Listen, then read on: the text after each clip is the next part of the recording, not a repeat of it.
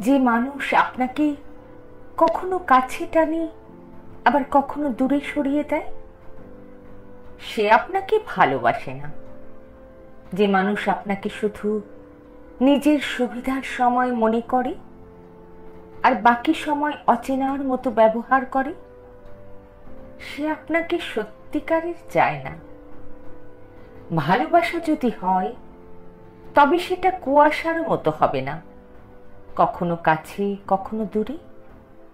ভালোবাসা হবে প্রবাহমান নদীর মতো, ধারাবাহিক, সতেজ আর সত্য।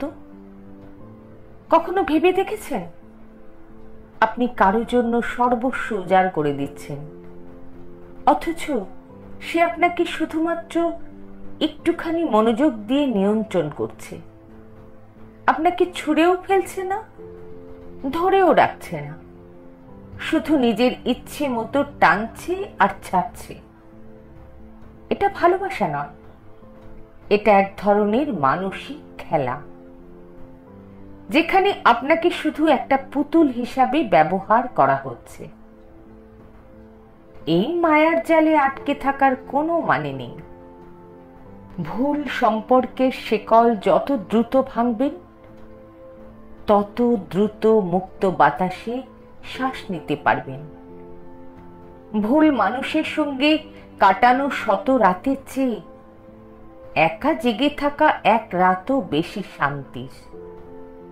নিজের একাকিত্বকে ভয় পাবেন না, বরং এটাকে আলিঙ্গন করুন।